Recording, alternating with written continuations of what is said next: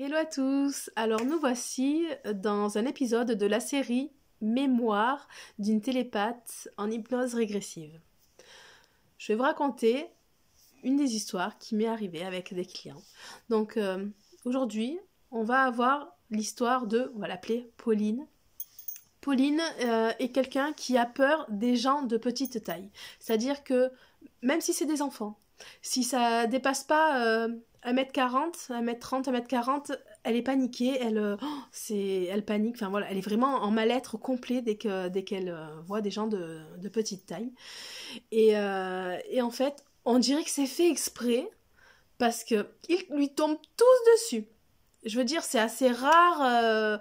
Par exemple, dans son village, il n'y a aucune personne de petite taille qui y vit.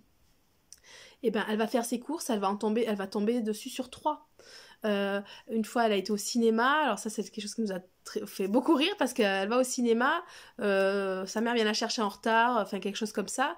Et en fait, quelqu'un vient lui demander l'heure. Elle se retourne et qu'est-ce que c'est? Une personne de petite taille. Elle était en panique. Du coup, elle était hyper gênée parce que c'est vraiment une peur panique. Elle savait pas pourquoi. Mais du coup, elle a vite donné l'heure puis elle a fui quoi. Elle est partie. Mais elle me dit.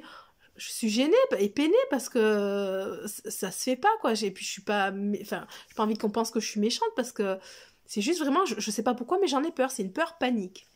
Donc j'ai été regarder ce qui se passait derrière tout ça et là, on a compris pourquoi elle avait peur des personnes de petite taille.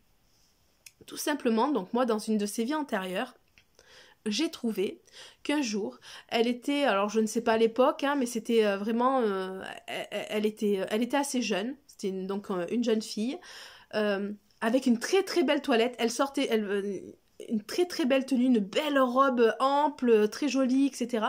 Elle venait de la voir et elle était très très contente de sa toilette, donc elle se dandinait avec sa belle robe, etc. dans la ville. Et là, en fait, d'un coup, il y a un cocher qui arrive, donc un espèce de carrosse qui arrive tiré par des chevaux, quelqu'un qui... Et au même moment, quelqu'un qui traverse et se fait renverser par ce cocher, enfin par ce carrosse. Et enfin cette diligence, on n'est pas chez les princesses, n'importe quoi.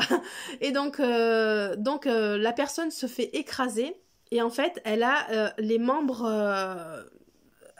quasiment sectionnés et elle ça arrive devant elle et là en fait cette personne qui a été écrasée rampe avec ses avant-bras vers elle, l'attrape et lui dit aidez-moi, aidez-moi, aidez-moi. Et là en fait tous les gens autour accourent pour l'aider et lui disent mon Dieu il faut lui faire des garrots etc. parce qu'il perd du sang. Et là, qu'est-ce qu'ils font? Ils lui déchirent sa belle toilette en se disant, enfin, ils ont été au plus pressé de la situation et ils lui déchirent sa belle toilette pour panser le monsieur. Et en fait, elle, c'est une mémoire donc qu'elle avait gardée de cette espèce de personne, du coup, qui avait les membres quasiment coupés et donc ça le rendait personne de petite taille.